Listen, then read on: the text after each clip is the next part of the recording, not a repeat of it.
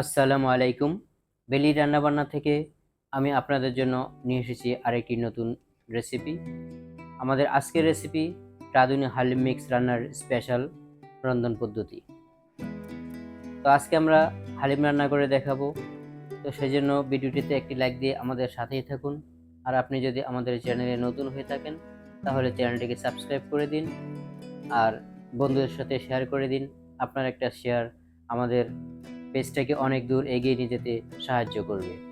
তো কথা না বাড়িয়ে চলুন শুরু করা যাক। হালিম রান্নার জন্য আমি নিয়েছি একটি রাঁধুনি হালিম মিক্স। প্যাকেটটি ওপেন করে তার ভিতরে পাওয়া গেল একটি মিক্সচারের প্যাকেট এবং একটি মশলার প্যাকেট। তো আমি মশলার প্যাকেটটা রেখে দিয়ে হালিমের মিক্সচারের প্যাকেটটা কেটে নিচ্ছি এবং মিক্সচারটা একটা বাটিতে ঢেলে আমি উষ্ণ গরম পানি দিয়ে ভিজিয়ে রাখবো। আর ভিজিয়ে রাখবো প্রায় 20 মিনিটের মতো। আমি প্যাকেটটা বাটিতে ঢেলে নিচ্ছি। এখন দিয়ে দিচ্ছি উষ্ণ গরম পানি। আর পানিটা কতটুকু গরম আমি আঙ্গুলটা চুবিয়ে দেখিয়ে দিচ্ছি। আমি এখানে এই মগটা দিয়ে 2 মগ পানি ইউজ করব।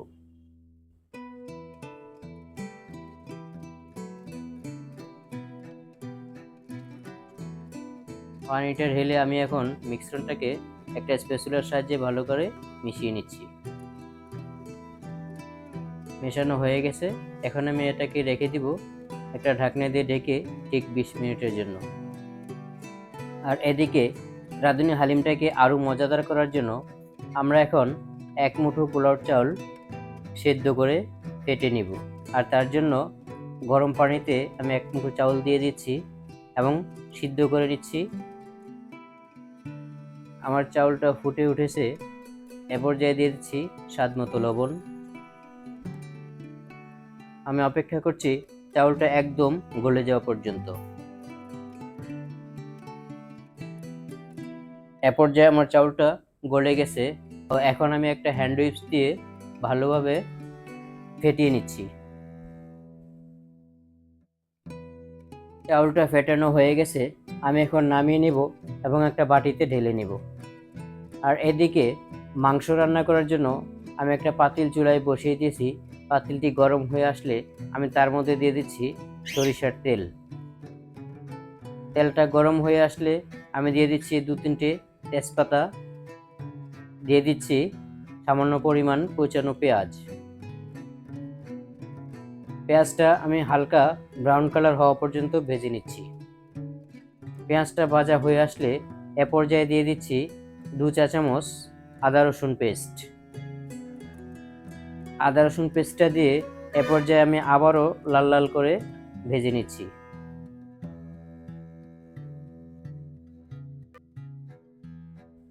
এ পর্যায়ে পেঁয়াজ এবং আদা রসুন ভাজা হয়ে গেছে।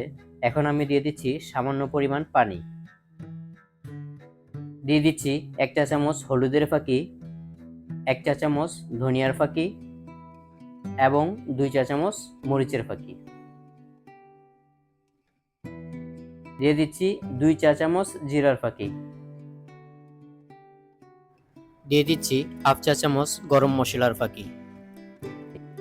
আর হালিমের স্বাদটাকে আরও বাড়িয়ে তোলার জন্য হালিমের সাথে থাকা মশলাটা আমি আরও পরে ব্যবহার করব।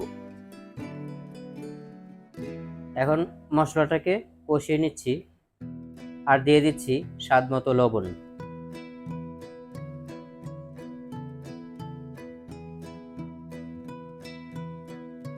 মশলাটা কষানো হয়ে গেছে। এ পর্যায়ে দিয়ে দিচ্ছি মাংসগুলো। আর মাংসগুলোকে আমি ছোট ছোট কিউব করে কেটে নিয়েছি, একদম হাড় মাংস। মাংসটা দিয়ে ভালো করে মিশিয়ে নিচ্ছি আর অপেক্ষা করব পুরো মাংসটা কষানো হওয়া পর্যন্ত। আর এখানে আমি কোনো পানি অ্যাড করব না। মাংসটা থেকে যে পানি উঠবে সেই পানিটাতে মাংসটা পুরোপুরি কষানো হয়ে যাবে। মাংসটা প্রায় কষানো হয়ে আসছে। এ পর্যায়ে আমি দিয়ে দিচ্ছি হালিম মিক্সের সাথে থাকা মশলাটা।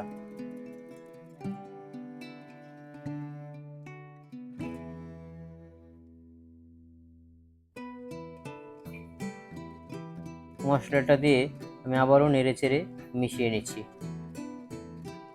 অপেক্ষা করছি পুরোপুরি কষানো হওয়া পর্যন্ত।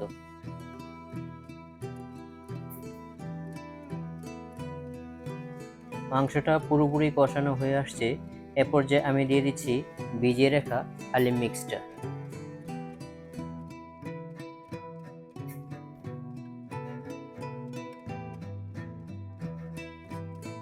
আমি হালিম মিক্সটা ঢেলে দিচ্ছি এবং নেড়েচেড়ে হালিম মিক্সটাকে মাংসের সাথে কষিয়ে নিচ্ছি। এ সময়ে সম্পূর্ণ নাড়াচাড়া করে হালিম মিক্সটাকে কষিয়ে নিতে হবে। আর যদি নাড়াচাড়া বন্ধ করে দেই তাহলে পাতিলের তলায় লেগে যেতে পারে এবং হালিমের স্বাদটা নষ্ট হয়ে যাবে। তাই আমি নাড়াচাড়া করে পুরোপুরি কষিয়ে নিচ্ছি। হালিম মিক্সটা কষানো হয়ে আসলে এ পর্যায়ে দিয়ে দিচ্ছি সিদ্ধ করে ফেটে রাখা পোলার চাউলের মিশ্রণটাকে আমি ঢেলে দিয়েছি এবং নেড়েচেড়ে রান্না করে নিচ্ছি। এইভাবে আমি 5 মিনিট রান্না করে নেব। 5 মিনিট পর এখন আমি দিয়ে দিচ্ছি ফুটন্ত গরম পানি। পানিটা দিয়ে আমি নেড়েচেড়ে মিশিয়ে নিচ্ছি। অপেক্ষা করছি ফুট ওঠা পর্যন্ত। এ সময় চুলার আঁচটা হাই হিটে থাকবে। ঢেকে দিচ্ছি একটা ঢাকনা দিয়ে। এ পর্যায়ে আমার হালিমটা ফুটে উঠছে। এখন আমি ঢাকনাটা খুলে কন্টিনিউ নাড়াচাড়া করে হালিমটাকে রান্না করে নিব। আমার হালিমটা পুরোপুরি রান্না হয়ে গেছে। আর রান্না হয়ে গেছে বুঝবো কীভাবে? যখন দেখবো এই ভুতভুতগুলা খুব ভারীভাবে উপরে উঠছে তখনই বুঝতে হবে হালিমটা রান্না হয়ে গেছে। আর এখন আমি হালিমটাকে চুলা থেকে নামিয়ে নিচ্ছি। আর এখানে চুলায় একটা কড়াই বসিয়ে দিয়েছি। কড়াইটি গরম হয়ে আসলে তাতে দিয়ে দিচ্ছি 1 চা চামচ ঘি। আর ঘিটা দিয়ে আমি হালিমটাকে ফোড়ন দিয়ে নেব। আর এই ঘিয়ের ফোড়নটা হালিমের স্বাদটাকে অনেক গুণে বাড়িয়ে তুলবে। ঘিটা গরম হয়ে আসলে আমি গরম ঘিটাকে হালিমের মধ্যে ঢেলে দিচ্ছি। ঘিটা ঢেলে দিয়ে এখন একটা ঢাকনা দিয়ে পুরোপুরি ঢেকে দেব, যেন ভিতরের বাতাসটা বাইরে বেরিয়ে আসতে না পারে। এভাবে রেখে দিব 5 মিনিট। আমাদের হালিমটা এখন খাওয়ার জন্য পুরোপুরি তৈরি হয়ে গেছে।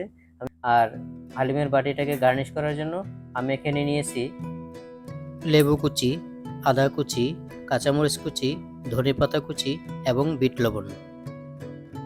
আমি এখন উপকরণগুলো অল্প অল্প করে দিয়ে দিচ্ছি।